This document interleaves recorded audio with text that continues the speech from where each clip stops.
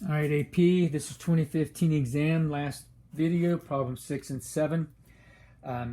You're given a frequency spectrum, a photoelectric spectrum, and first question is asking you, where does this radiation, where in the electromagnetic spectrum? Well, we haven't done much with these formulas. They're kind of a physics thing, but energy equals Planck's constant times frequency. So you can say that frequency equals the energy over h. I put this little v with the dash over, just my own representation of what is given to me. I'm trying to determine the difference between it and a v. So the energy is 7, and I'm going to put times 10 to the 7th joules per mole of photons.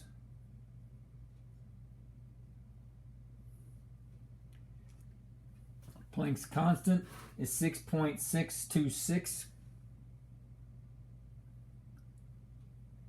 times 10 to the negative 34th joules dash second. And then 1 mole of photons is 6.02 times 10 to the 23rd photons. And you end up with a frequency of 1.75, or I put 2 times 10, this is only one significant digit there, 2 times 10 to the 17th per second, which is frequency. You look on your chart and you see that that is X-rays. Okay, if you want to look at this for a second, and I'll see if I can point this out to you. Okay, if you look at this, this would be 1s, 2s, and 2p. You see it's a bigger p corresponding to electrons. And so then the question is asking us, student examines spectrum, proves the second ionization energy is 3.8. No, that corresponds to 2s.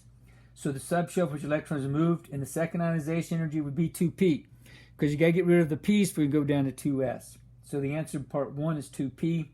And then part 2 says the subshell that corresponds to the second peak is 2s, just like I pointed out before. Oops, sorry. Again, 1s, 2s, and 2p. All right, so now problem number 7. And give me a second to find my spot on here. Molecular form of acetylsalicylic acid, also known as aspirin. Dissociation constant, write the equilibrium expression. And again, I don't know if they're going to give you one of these or not. And so if you don't get too bogged down with this, I'm probably okay with it. Hydronium ion plus the salicylate ion, C9H7O4, or the acetylsalicylic there, HC9H7O4. And they give you the expression above, and I don't want to rewrite that down. Part B says calculate the value of the hydronium ion concentration. Oh, sorry, so calculate the value of Ka. We were told the pH is 2.78, and therefore pH is negative log of the hydronium ion. So you get hydronium ion is, I lost my place again, 1.66 times 10 to the negative third molar, which then in your 1-to-1 ratio, that must also equal the concentration of C9H7O4. And so then it says Ka, already got that expression. Essentially, you end up with 1.66 times 10 to the negative third squared. And you subtract that from the original value given. For down here, you get 0.0834. Okay, again, if that, show this is x, that much minus x. So you get 0.034, and you get 3.3 times 10 to the negative fourth molar on that one.